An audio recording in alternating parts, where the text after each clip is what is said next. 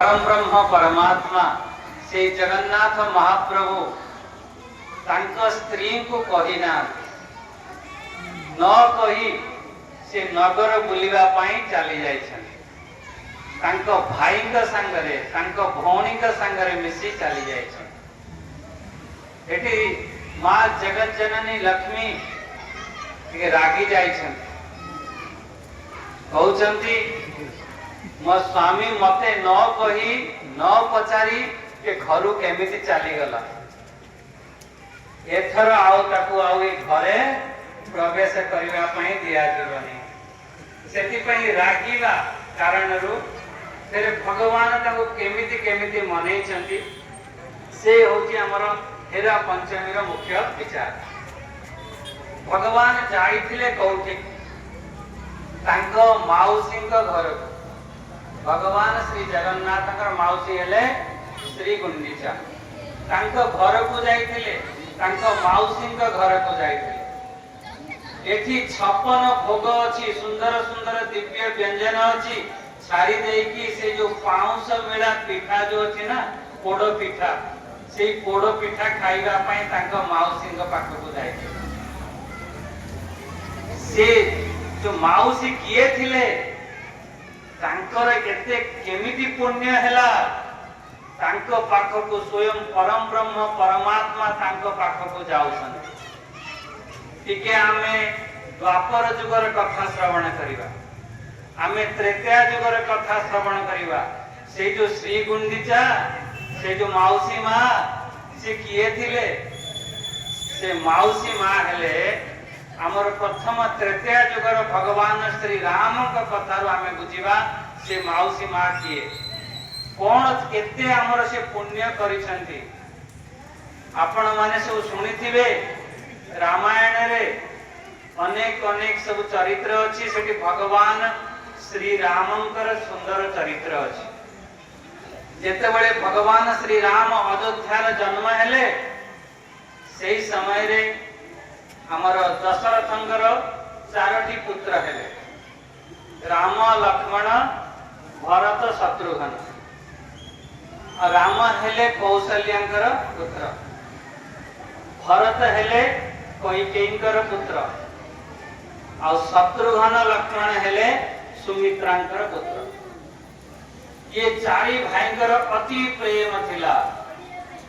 एक अन्य को बिना देखी से माने रही पारंती नहीं।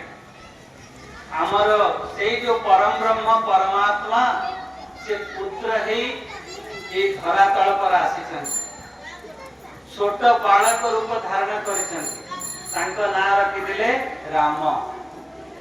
से जो तीन मां थिले कौशल्या कैकेयी और सुमित्रा, तीन मां के भीतरु सबुठारु राम को अत्यधिक किए भल पाउथिले मां कैकेयी भल पाउथिले। एते भल पाउथिले तार वर्णना नाही। हमर अन्य अन्य रामायण रे आसीछि जेते बेले भगवान श्री रामकर विवाह हैला मां सीता के संगे जेते बेले प्रवेश कले अयोध्या नगरी रे से समय रे नुआ नुआ बहु को देखिले तांको मुह देखा दिया जाए। कोन मुह देखा दियंती। सेही समय रे मां कैकेयी सबुठारु अत्यधिक प्रसन्न हेतिला राम सीतांकर जोड़ी को देखि। बहुत सुंदर जोड़ी आ सबुठारु कैकेयींकर अति जो प्रिय संपत्ति थिला प्रिय थिला से थिला तांकर कनक भवन। गुटे सुनार भवन थिला मां कैकेयी का पाखरे। कहले यही तो मोर पुआ यही तो मोर बहू जाई से राम और सीता को कहले हे सीते आदि ठारू एई तू कनक भवन रे तू रहिबो, ए जो सुनार भवन रे तू रहिबो। राम देखुचंती भरत आड़ कहले निजर पुत्र भरत से भरत तांको पुत्र वधु को न देई काको दउचंती सीता को दउचंती। एते पूरा गदगद हो जाई छंती कहिके। सबुठारु कैकेयी ही तांकर प्राण धन थिले राम।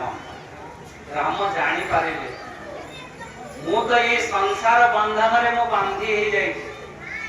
ମୁଁ ଆସିଥିଲି ଯୋଉ କାର୍ଯ୍ୟ କରିବା ପାଇଁ ଏ ଅସୁର ମାନଙ୍କୁ ବଦ୍ଧ କରିବା ପାଇଁ ମୁଁ ଆଉ ବଦ୍ଧ କରିପାରିବି କାହିଁକି ନା ये संसार रे एते प्रेम एते भल पाइबा मु केमिति जीवी केमिति ये दुष्ट मानको बद्ध करिवि केमिति से सबरीर झुटा तांकर से तो आइना फल खाइबि केमिति से जो पक्षी अछंती सागुना पक्षी तांकर केमिति उद्धार करिवि अनेक अनेक साधु संत अछंती तांको केमिति दर्शन देबि एटु गोटे विचार करे जणिए करि परिबो ये सब काम दिने सब किसी ठीक ठाक है गला मां कैकेयी के पाखरे जाई पहुंचले राम आ मां कैकेयी एकांत रे भेट करूछन राम हाथ जोड़ी के मां कैकेयी के पाखरे ठिया है चले मां मते उठे वचन दे बोले मां कहले अरे राम तू कौन मागु छु माग जा मागिबा कथा मते वचन कोन मागु तू कहि कि त देख एले मां मु एमिति मागिबी तते बहुत कष्ट हबो तला म राम मागिबो ये कहि के मां दबनी ये संभव न तू मागी के त देख मो प्राण माग मो प्राण ही तते दे दे आउ ता थारो बड़ कथा कोन अछि राम कहिले प्राण थारु भी अधिक बड़ जिनिस मागिबी ये प्राण थारु भी अधिक बड़ जिनिस कला हेई पारे तू विधवा हेई पारो कोई के टिके डरी गले तेरे अच्छा मो विधवा हेई पारी अरे मो राम पाई मो विधवा भी स्वीकार करी पहले या थर भी आउरी उठे बड़ जिनिस मागी पारी पहले तू पूरा ये समाज रे कलंकित हेई जीवो कोई के कहले मो कलंकित हेई जीवो मो राम पाई मो कलंकित भी स्वीकार करी पहले मां तो नारे कौनसी पिला मानकर ना रखा जीव नाही एमिति भी तोर माने केबे देखि जदी को पिलांकर ना कोई के रखा जाय कौशल्या ना रखा जाय जे आपण देखिते सुमित्रा ना आपण पाई दिले कोई के ना पाइबे हेले